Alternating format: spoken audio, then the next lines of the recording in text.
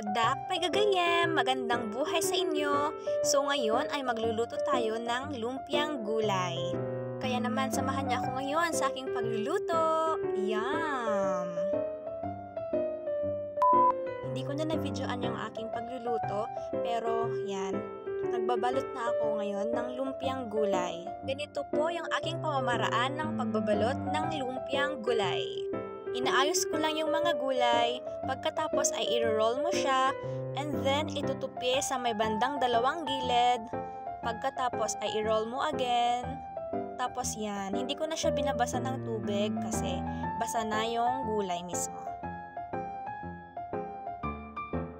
Bigla ang cravings lang to mga gagayem. Kasi naman kaninang umaga ay pumunta kami sa palengke and then nakita ko na 25 per kilo lang ang repolyo. Wow. Kaya naman bumili na kami ng 1 kilo. Sinamahan namin ng carrots at yung Baguio beans. Sa 3 ingredients lang yan. Solve na ang aking cravings. Yummy! Painitin na natin yung kawali at mantika. Nung sa tingin kong okay na yung mantika, mainit na siya, naglagay na ako ng ilang pirasong nabalot kong lumpiang gulay. Grabe yung tunog, road to Nakset. Yan, pakinggan nyo.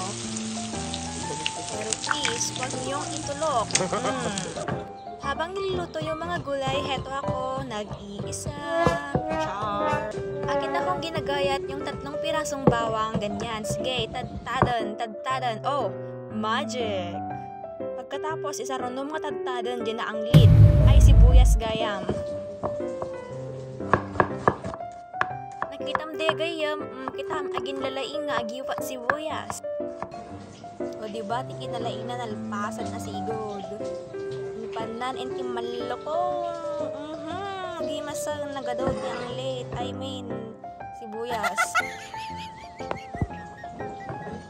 Pagkatapos ay maglalagay naman tayo ng paminta. Ang kaso ay buo yung mga aming paminta sa aming bahay. Kaya naman nakaisip ako na ilagay na lang sa tissue at doon idikdik.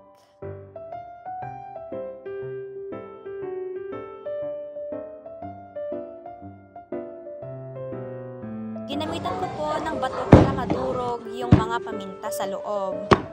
Yan, sinimulan ko na siyang durugin. Ang kaso ay parang yung lamesa namin yung masisira, madudurog. Kaya yan, nilagay ko sa may bandang gilid kasi parang mas matibay doon. Nung sa tingin ko ay parang kulang pa, yan, durugin mo. Diyan mo ilagay lahat ng sama ng loob. Sige, lakasan mo pa. Nung ako'y kumalma, alam kong okay na pala yung mga dinurog kong paminta. Ayan, tinignan ko at sa tingin ko ay okay na yan. Sakto na at nilagay ko na sa mangkok. At syempre, hindi mawawala sa sausawan ang sili. Siling haba yung aking ginamit dahil yan po yung hindi gaanong maanghang sa amin. Pagkatapos yung magayat lahat, naglagay na ako ng sukang Iloko. Makapakatay! Sa mga hindi po nakakaalam, sobrang asim po ng aming suka dito sa La Union, kaya naman naglagay ako ng 3 teaspoon na asukal. Hindi po yan gaanong matamis dahil nababalance po ng asim at alat.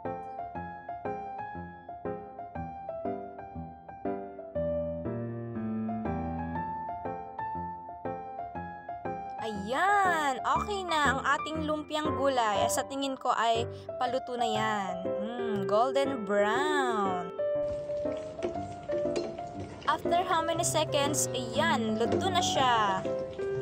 Adawon tayon, gayam.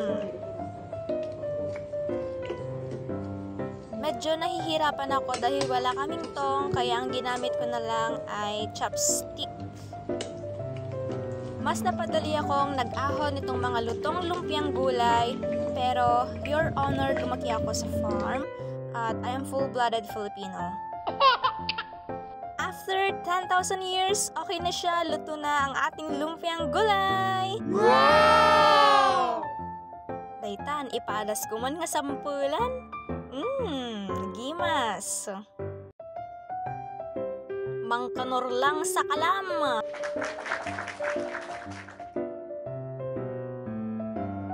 Paano ba yan mga gayam? Umay kayon, may isa lang ti ayab. May busan. Thank you for watching. Bye-bye!